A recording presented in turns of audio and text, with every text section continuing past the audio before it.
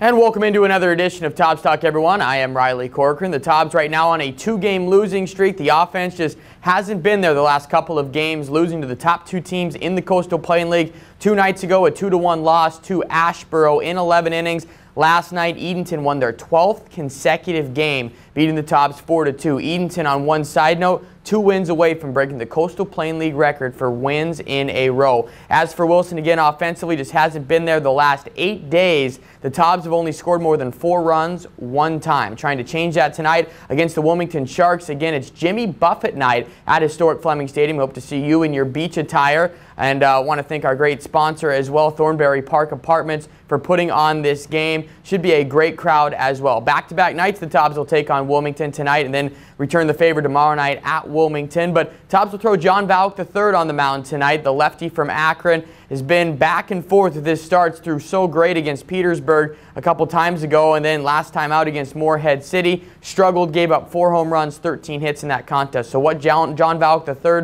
will see tonight, we'll find out in a little bit. But again, Wilson 10-9 in the first half standings, 8 games left to go on that route. But there's a logjam between 2nd and 6th place, and we'll see if the Tobs can try and separate themselves and at least put themselves in a good position going forward for the second half of the season. We have a great show lined up for you today. Austin Love will join me next. Kevin Jordan will join me coming up. Kevin Jordan, it's a home run last night, his 3rd. He's starting to get back in a groove offensively, and a phenomenal story if you do not already know about Kevin Jordan. So that's coming up. Matt Micah will help me break down tonight's game against the Wilmington Sharks. That's all coming up. This is Tobs Talk on Greenlight. Riley Corcoran back here with Coach Austin Love. After a tough loss last night, it was a well-played game. Tobs lose 4-2 to Edenton, and Coach, it was a pitcher's duel, and I was surprised to see that at historic Hicks Field with the small dimensions that they have there. But let's just get into that first. What did Morris do so well to stifle the offense? And JT Brubaker was pretty good despite giving up that 3-run home run. Their guy, he had a pretty good fastball. What I call like a Mickey Mouse changeup. Takes a lot off, throws it for a strike. And when he doesn't throw it for a strike, he goes through the zone and misses bats. And he also had a pretty good slide piece. So he attacked bats and got some swings and misses, and also got some outs with runners on base when he really needed it. And JT was just as good. Mm-hmm. A different ballpark, a different pitch. You never know, the outcome might be different, but he, with his fastball and his off-speed stuff, he went right at him, pitching inside, and that's what you have to do against those big hitters who are looking to extend their arms. The Edenton Steamers winning their 12th game in a row last night, and then the night before that, since we haven't had Tobs Talk since then, a tough one again to Asheboro, who's leading the league out west. So played the top 2 teams in the league the last 2 nights, and the Tobs are right there both times. The offense didn't really come through, I guess, in the clutch. But let's talk about the Asheboro game. Just 3 hits. But again, Matt Bournes was pretty good on the mound. What was your assessment of that game a couple nights ago? Same situation. Mm-hmm. We're facing, like you said, both the leaders in the league, and they have good arms. And, fortunately for us, when we do get hits, we get bases in bunches, mm-hmm. which keeps us in games. And we just have to string together more singles and a few more walks in there and read some dirt balls to move us around a little more to score a few runs. But, can't be more pleased with Matt and JT keeping us in the game. We've played really good baseball. Right. We're just going up against good clubs, and right now they're winning the game. But, we're still right where we want to be as far as our progression in the summer. And what do you take away from those last 2 games? Because like you said, the progression is there. The wins maybe not as much as you want. Still 10-9, so the Tobs are just over 500, but you play the top 2 teams in the league. You're right there till the end, but yet you come up short. How do you get your guys still thinking positive moving forward? Hey, guys, we're right there. We're just a few hits away. Just maybe a little adjustment from each guy. How do you keep the positive energy despite losing 2 games very close to very good teams? They're positive, and they know where we are talent-wise. And the game against Asheboro, I think if Rich Gonsolin doesn't get injured, him at the top of our lineup, he probably gets 2 more at-bats, and he really ignites us. And when he's not in there at the top of the lineup, it's we're a different lineup. The way he swings the bat. So they're very positive, and they know we have the talent to do what we need to do in the league. So we're just going to continue to play good baseball and try to string some hits together tonight and try to get another win. Rich Gonsolin now leading the Tobs again in hitting. surprised to see he's the only player hitting over 300 right now as the Tobs have went in that offensive lull a little bit, Coach. And is there anything adjustment-wise you need to make? Because, again, the last 2 nights, just 2 runs last night, 1 run the previous night. It's been probably 5 or 6 games now in a row that, I would say the offense really hasn't busted out like we know they're capable of. Do you really go into the X's and O's, try and break it down with each guy, or just a matter of time before things are going to start clicking again? I think it's just a matter of time. We need to continue just to attack fastballs and, just have the right approach. And like I said, when we are getting hits right now, they are in bunches, so and at Edenton last night, we hit a couple balls early that are probably line drive singles in another ballpark, but because the right fielder or the left fielders, sitting at 250 feet, they don't fall. It's pretty much right where they're standing. So, we're very confident, and we're going to keep hitting fastballs, and we'll probably score several runs a night, hopefully. So you never know. And again for the Wilson Tobs, now 10-9. The first half forecast at least looks bleak, just with how Edenton's been playing. Going to be tough to beat them. 5.5 games behind with 8 to go, but how do you approach, I guess, the next 2 weeks? Because there are 8 important games, and it's a logjam between 2nd place and 6th place. Everybody's within about a game or 2. So how important are these games against Wilmington? Maybe not for the first half, but when you look back at it at the end of the season trying to jockey for playoff positioning, these next 2 games are pretty big against Wilmington. Well, every game's important because you don't want to lose any games, right. So we're going to take them one at a time. I really haven't paid attention to the end of the first half, except for when you mentioned it to me. And, we just got to win tonight and continue to be, aggressive in every aspect of the game. And we feel like, toward the end of the summer, we're going to be right there. And, we're just trying to win the games, because if we don't win the first half, then, it does come down to overall record. So if we can continue to win games and mix in a few wins here and win this week and then win next week, we'll be right where we need to be to make the Pettit Cup playoffs. And the Tobs right now, a great couple of pitching starts in a row, and tonight a left-hander going on it for the Tobs. I believe John Valk III will be getting the start. What do you expect from him to try and stymie Wilmington? Again, the first time played the Sharks, it was a 3-2 pitchers duel. I expected him to do what he's been doing, mixing in all his stuff. His last start, he pitched really, really well in a small ballpark. Had a couple balls just, scrape the wall and go out. So in our ballpark, his stuff plays very well. The way our outfielders run, we'll run those balls down. And, I expect him to go deep into the game and get us a win. Tobs trying to end a mini 2-game losing streak. We're going to talk with Kevin Jordan coming up next. This is Tobs Talk on Greenlight. Riley Corcoran back here with Kevin Jordan, who hit his 3rd home run last night for the Wilson Tobs, a shot over the right field wall. And Kevin, starting to pick up hitting again for you. I mean, last week against High Point Thomasville, you hit a moonshot that was, went over the road at historic Finch Field. And then last night again, a home run. What's starting to click, do you think, offensively? Because you're starting to get in that groove again. It's more timing. I try to get on time with the pitcher when I'm in the hole, when I'm on deck. If it's a new pitcher coming in, just make sure I'm on time for his hardest pitch, and we'll work from that. And I've been hitting fastballs, and that's been what's got my average a little bit up and getting me more pop too. And something for you, you started off pretty hot, then you went into a little bit of a slump, and now again on the uprise again. What did you do maybe during the slump? I know it had to have been frustrating. I mean, the inconsistent maybe playing time back and forth, as well as not being able to get the hits, but now all of a sudden whatever you did is working because you're starting to get in a groove again. What did you do during that slump to help you get better in the last couple weeks? Well, I'll say during the slump I kind of got outside of my routines, where I wasn't getting the same amount of sleep, or I was doing something different during the day. And the last week and a half, I've just been making sure I do the same things every day, get my lift in, run if I need to, get my same hours of sleep, wake up, eat breakfast and stuff like that. And that's just got me on a consistent path where I'm doing the same thing every day and I'm not feeling a different way before games. And I don't know, I just think that has a lot to do with the way I've been hitting and playing. And something for you, you hit a home run off a right-hander last night, but that home run you hit in High Point Thomasville, that was off a lefty, and I know that when we talked at the beginning of the year, you said that one of the #1 things you want to do this summer is work to get better off left-handed pitching. So how did that feel? I know that you might give me the answer, well, it was just another home run, but it was off a left-hander, and you hit it further than any ball that I've seen this year. How great did that feel doing it off a left-hander against High Point Thomasville? Oh yeah, my goal coming into the season was to basically give my coach a reason to play me against lefties in the fall or in the spring.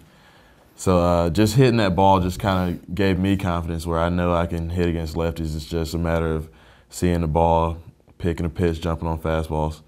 And I don't know, it gave a spark plug to the team. We ended up winning the game against a pretty good team. Yeah, so that was a huge moment in the ball game, getting the Tobs on the board. First off, again, another pitcher's duel. We see to be talking about the last couple of games. But Kevin, with this team, I like getting the players' perspective on it, what's going on in the clubhouse and whatnot. It's a lot of talent, but again, 10-9 right now, just a couple close losses. What do you think right now maybe could get the Tobs over the edge? Maybe they've been struggling a little bit the last couple of games. I just think we need our key guys to hit, and everybody else role players. I consider myself a role player. You know, I give a spark to the lineup, get our 3, 4, 5 hitting balls, get Luke, our power hitters, you know, doing what they can do. And I mean, Ridge has been there all year, so we have a leadoff guy. If we can get guys on base, I think that'll help us, you know, get something going. And Kevin can hit anywhere in the lineup. I mean, towards the top, near the bottom. Last night, even hitting 9th and hitting that home run. So really does not matter where he's at in the lineup. And at Wake Forest, the last couple of years, it's been kind of that uphill climb, but you have steadily improved. I know that you were talking about how confident you were in ACC play off some of the tough pitchers where you were having good at-bats. I mean, how did that feel confidence-wise for you to get going into this season? Because, yeah, the numbers overall, yeah, if you look at them, maybe they're not too flattering, but like you said, good at-bats against good pitching. How does that help you from a mental side of things? It helps me against the not so, I guess, intimidating pitching, where I just know I need to stay focused, and if I keep the same focus against their starter, their closer, you know, I can get the middle inning guy too, and that should carry on in the next season into the end of the year. Just the same focus. And again, last night, that's a perfect example of, because Morris had been leading the league in strikeouts as well as ERA, and Kevin hit a home run off of him. And Kevin, just for the people, I guess, in Wilson here that don't know your background, I know you've talked about this many of times, but just a little bit about your journey. You've had to overcome a lot. Even a wrist injury your junior year of high school. I know no one even talks about that from what you had to deal with a couple of years afterwards. But tell everyone a little bit about your journey. I guess I'll go from high school. I was not knowing it all. Came in my sophomore year played real well. Went through my junior year, played a good summer ball circuit, and became an All-American, East Coast Pro, area code, all that stuff. Did all that. And I got sick in my senior year, and from there it's just been kind of a journey back to where I was back in high school and trying to be the same player and even better.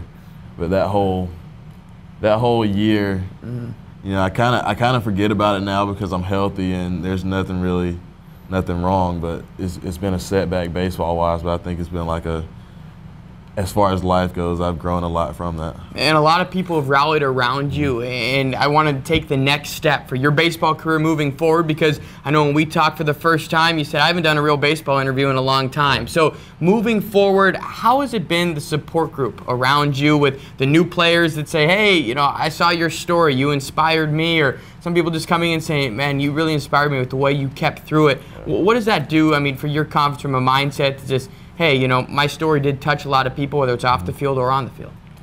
Well, number one, when people talk about the story, I just try to let everybody know that Coach is the real hero, because I didn't really do anything. I was sick, and he gave me the kidney.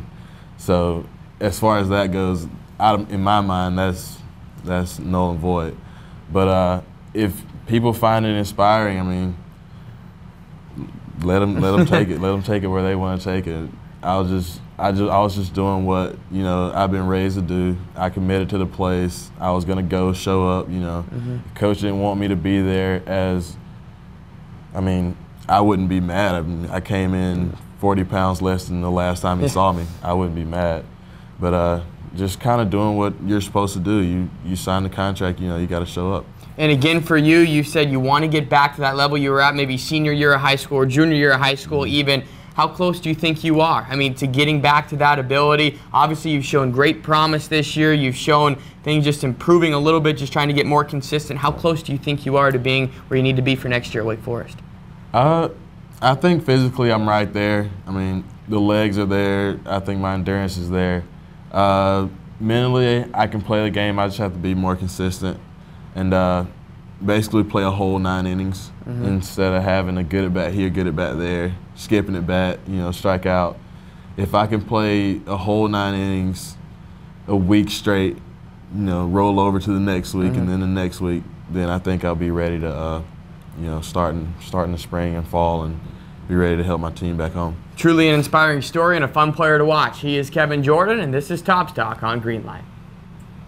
Riley Corcoran back here with Matt and Micah, trying to break down tonight's game against the Wilmington Sharks, but we have to go back the last 2 nights. Tobs played the top 2 teams in the league. Matt came up short both games. They were right there as we talked with Coach Love about it. You have to think some sort of positive moving forward, but at the same time, disheartening to lose both those games. Let's go back to the Asheboro contest that you were at. In 11 innings, the Tobs lose 2-1, but you look at just 3 hits in 11 innings. The offense just wasn't there consistent. Let's talk about that first off. What do you think was going wrong with the funk, at least with Wilson offensively? Well, first off, they were facing a great pitcher in Tomasvich. He just dominated and he controlled the zone, pitched for strikes, got ahead with his fastball, then moved with his off speed really, really well. And again, Matt Bournes on the other side of it. We saw the Matt Bournes we were used to. The first couple of starts, he had that one, we'll just say, unique start where he gave up 6 runs in 2 innings against Edenton, I believe, and he gave up 3 home runs in that contest. Just wasn't himself, but back to normal. What was working so well for him to get back in that groove? He was working his fastball really, really well. He got ahead with his fastball, and he used the whole entire field, which I was very impressed with. He wasn't pitching for strikeouts. He got ahead, and then he made the defense work for him, which is a huge plus for a pitcher. And again, 10-9 now, the Wilson Tobs. They take on Wilmington tonight and tomorrow, just kind of a home and home between the Sharks and the Tobs. And you look at injuries at this point in it, Matt, and we're 19 games in. We're about a third of the way through the season, nearly done with the first half. But Ridge Gonsolin gets hurt. He comes out of the game against Asheboro. And then last night, Billy Matroni was unavailable, still kind of hampered from an injury. What do you do with injuries at this part in the season in the sense where, hey, you have to make some sort of adjustments? It's tough to get in that groove. You just got to roll with it. It's at that point in the season, like you said, people are starting getting injured. And it was great that how the coach took out Gonsolin, rest him a little bit, because he's going to be a huge part in the offense later on in the season. And again, .356 batting average for Ridge Gonsolin, the only player right now for the Tobs that's actually over 300. Everyone has kind of went into an offensive lull, so to speak. The team hitting just .229, and that last game against Wilmington that the Tobs did play, they won 3-2. It was Matt Bournes. He threw a complete game. He allowed just 3 hits in that contest. John Valk III will be going tonight, and for John Valk III, it's been feast or famine. We saw him so great against Petersburg where he went 8 innings, allowed just 1 run, and then Morehead City gave up 4 home runs and 13 hits. So what does John Valk need to do tonight to be that guy against Petersburg where he was so effective? He used a lot of pitches in different counts, but what do we need to see from John Valk III tonight? Using his curveball for strikes. Get ahead with his curveball for strikes. Get the hitter off balance. That's the biggest thing with him. He's not a guy that will blow you away with 90 miles per hour. Not a guy that will blow you away with 85 miles per hour. He's a low 80 pitcher. He pitches for strikes with his curveball, and that's how he gets outs. But what's more impressive about John Valk III, he knows his game. He does not try and get out of tunnel vision, so to speak, where he knows his goal and he tries to accomplish that. Had a good year at Akron trying to carry that over this year. For the Tobs offensively, there's no getting around it. They have struggled the last week. There's been about 1 game, that game against Peninsula, that rain-shortened game, where they came out of it a little bit, but besides that, we have not seen the same sort of offense. How do you try and break the rhythm there? You heard Kevin Jordan say that when he was in his offensive slump from a personal standpoint, he was getting out of rhythm. How did the Tobs get back into that groove where they were scoring a bunch of runs? Right. The thing I was impressed with him, how he was explaining how he was watching the pitcher on deck in the hole. On the bench, you're not batting for an entire inning. Look at the pitcher.